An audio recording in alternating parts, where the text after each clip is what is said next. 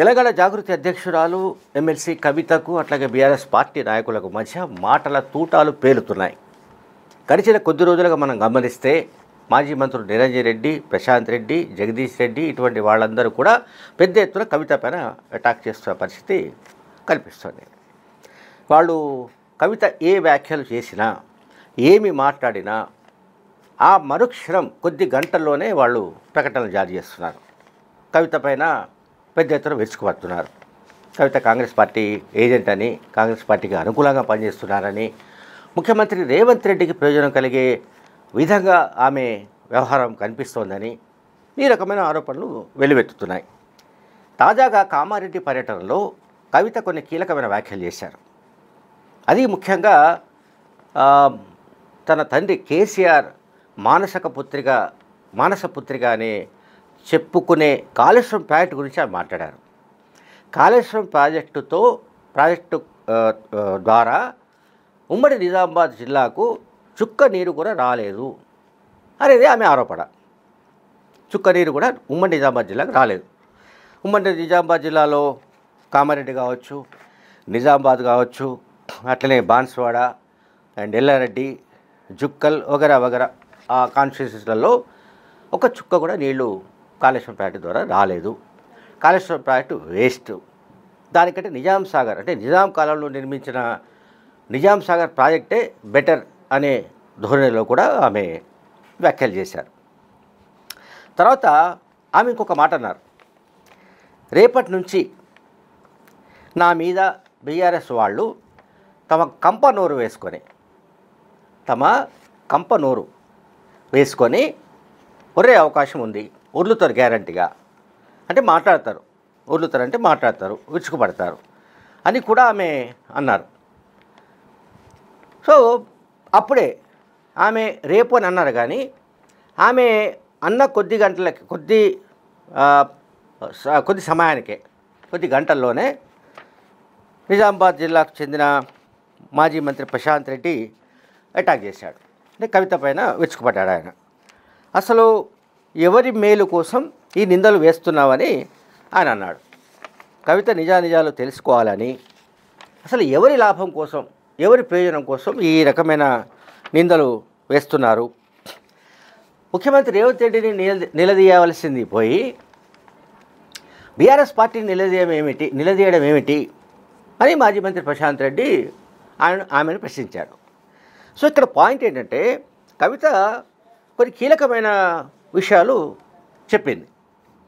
అవి ఏంటంటే యాక్చువల్గా కాళేశ్వరం సంబంధించి ప్యాకేజ్ 21 వచ్చేసి నిజామాబాద్కు సాగునీరు అందించాలి అండ్ ప్యాకేజ్ 22 కింద కామారెడ్డి ప్రాంతానికి తాగునీరు అందించాలి.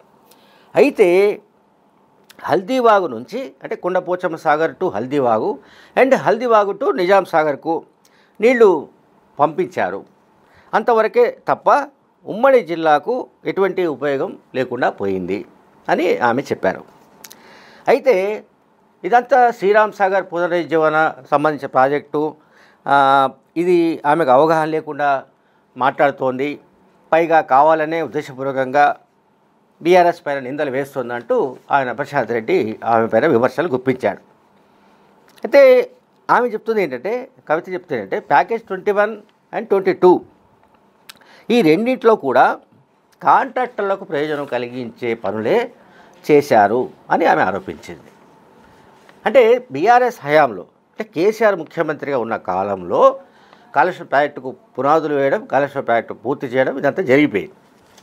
ఇప్పుడు కవిత బీఆర్ఎస్ పార్టీ నుంచి గెంటివేయబడ్డ తర్వాత ఆమె బీఆర్ఎస్ హయాంలో జరిగిన తప్పిదాలను మొత్తం ఒక్కొక్కటి బయటపెట్టడానికి ఆమె ప్రయత్నిస్తోంది.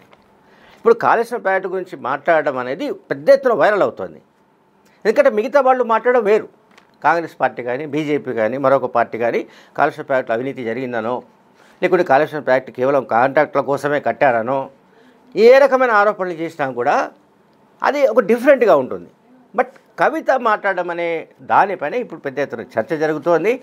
ఆమె కూడా ఈ ప్రాజెక్టుకు సంబంధించిన తప్పిదాలను ఆమె వివరించడానికి కామారెడ్డిలో ప్రయత్నించినట్టుగా మనకు కనిపిస్తుంది. సో ప్యాకేజ్ 22కు సంబంధించి ఏంటంటే ఇది 1446 కోట్లతో చేపట్టారు. 1446 crores వాళ్ళు చేపట్టారు. అయితే దీంట్లో కేవలం 450 కోట్లు మాత్రమే ఖర్చు చేశారు అని ఆమె చెప్పింది కవిత. అట్లాగే ఈ ప్యాకేజ్ 22కు సంబంధించి 1500 ఎకరాల భూములు సేకరించవలసి ఉండగా ఇప్పటికీ అందులో 2% కూడా భూసేకరణ జరపలేదు, భూములు సేకరించలేదు. సో భూసేకరణ జరిపితే తప్ప ఈ ప్రాజెక్టు పూర్తి కాదు, అంటే ఈ ప్యాకేజ్ పూర్తి కాదు, ప్యాకేజ్ 22. సో ఆమె ఏం చెప్తుందంటే ఈ రకమైన అంటే ప్యాకేజ్ 21 కాదు 22, ఈ రెండు ఉమ్మడి నిజామాబాద్ జిల్లాకు అట్లాగే కొంత మెదక్కు కొంత దుబాక కాన్స్టిట్యున్సీస్ కూడా సాగునీరు తాగునీరు అందించడానికి ఉద్దేశించిన ప్యాకేజెస్ ఈ రెండు 21, 22. సో తెలంగాణ తెచ్చుకున్నదే నీళ్ళ కోసం అయినప్పుడు తెలంగాణలో భాగమైన నిజామాబాద్ జిల్లాను ఎందుకు నిర్లక్ష్యం చేశారు అనేది ఆమె ఒక బేసిక్ ప్రశ్న వేశారు. నిజామాబాద్ జిల్లా ఏమి అన్యాయం చేసింది, ఈ జిల్లాకు కాళేశ్వరం ద్వారా ఎందుకు కాళేశ్వరం ప్రాజెక్టు పనులను పూర్తి చేయలేదు, ప్యాకేజ్ 21, 22ను ఎందుకు పండబెట్టారు, వాటిని ఎందుకు నిర్లక్ష్యం చేశారంటూ ఆమె ఆరోపణలు గుప్పించారు. సో దీనికి మాజీ మంత్రి ప్రశాంత్ రెడ్డి చెప్తున్నది ఏంటంటే ప్యాకేజ్ 21లో 70% పనులు పూర్తయిపోయాయి ప్యాకేజ్ 21లో, అండ్ ప్యాకేజ్ 22కు సంబంధించిన పనులు కూడా బీఆర్ఎస్ హయాంలో ఆల్రెడీ ప్రారంభమయ్యాయి. ఇక వీటిని పూర్తి చేయవలసిన బాధ్యత ముఖ్యమంత్రి రేవంత్ రెడ్డి పైన ఉంది, కాంగ్రెస్ ప్రభుత్వం పైన ఉంది.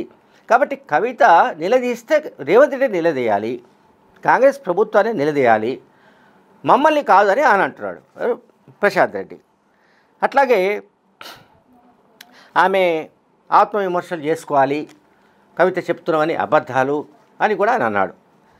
అంటే ఇక్కడ కవిత చాలా పిన్ పాయింట్గా పాయింట్అవుట్ చేస్తున్నారు కొన్ని విషయాలు. ఏ జిల్లాకు వెళ్ళినా కూడా రీసెంట్గా మనం చూసాం, వనపర్తి జిల్లా పర్యటనకు వెళ్ళినప్పుడు మాజీ మంత్రి నిరంజన్ రెడ్డి అవినీతి గురించి, ఆయన భూ ఆక్రమణల గురించి అవన్నీ మాట్లాడారు. దాంతో ఆయన రెచ్చిపోయి ఆమె పైన రకరకాలుగా నిందలు వేశాడు. ఆమె లిక్కర్ స్కామ్లో ఇరుక్కొని ఆ కేసులు చిక్కుకొని జైలుకు వెళ్ళిన కారణంగా అది మహిళా ఓటర్లపై ప్రభావం చూపి మొత్తం పార్టీ ఓటిపోవడానికి అది కూడా ఒక కారణమైందంటూ ఆయన ఒక విశ్లేషణ చేశాడు, ఎవరు నిరంజన్ రెడ్డి. ఆ తర్వాత ఇప్పుడు ఇక్కడ ఈ పర్యటనలో నిజామాబాద్ జిల్లా పర్యటనలో కాళేశ్వరం ప్రాజెక్టు గురించి మాట్లాడిన తర్వాత మాజీ మంత్రి వేముల ప్రశాంత్ రెడ్డి స్పందించాల్సిన పరిస్థితి ఏర్పడింది. అయితే ఇక్కడ కవిత చెప్తున్నవన్నీ అబద్ధాలు అని ప్రశాంత్ రెడ్డి కొట్టిపారేయచ్చు, కానీ అయితే Kamareddy constituency are Nizamabad constituency are Banswada వగైరా ఈ కాన్స్టిట్యున్సీస్లలో సాగునీరు తాగునీరు కాళేశ్వరం ద్వారా వస్తాయని ప్రచారం జరిగిన మాట నిజం. కానీ అమలులో అంటే ఈ ప్యాకేజ్ 21, 22 పూర్తి చేయని కారణంగా కేవలం ఇప్పుడు నిజాంసార్ ప్రాజెక్ట్ ఒక్కటే దిక్కైపోయిందన్నది కవిత చెబుతున్న విషయం. అది అందులో వాస్తవం కూడా ఉంది. 100 ఏళ్ల క్రితం ఎప్పుడో నిజాం కాలంలో కట్టిన నిజాం సాగర్ ప్రాజెక్టు ఇవాళ నిజామాబాద్ జిల్లాకు దిక్కైంది.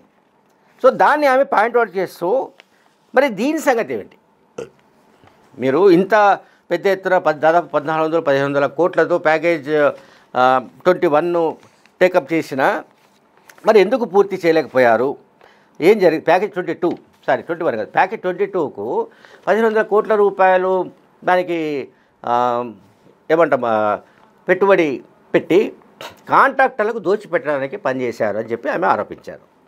సో దీంట్లో కాంట్రాక్టర్లకు ఎంత దోచిపెట్టారు ఏమిటి అనేది పక్కన పెడితే మొత్తం ఇదైతే కవిత ఇష్యూ అంటే ఆమె బీఆర్ఎస్ పార్టీకి పంటి కింద రాయిలాగా మారినట్టు కనిపిస్తోంది. ఈ కవిత ఎపిసోడ్లో మనం ఎంత దూరం వెళ్ళాలి, ఆమె పైన ఎటువంటి విమర్శలు చేయాలి అండ్ ఇంకా ఏ రకంగా కౌంటర్ చేయాలి అనే విషయంలో బీఆర్ఎస్ పార్టీ నేతలు ఇంకా తర్జన భర్జన పడుతున్నట్టుగానే కనిపిస్తోంది. Thank you very much.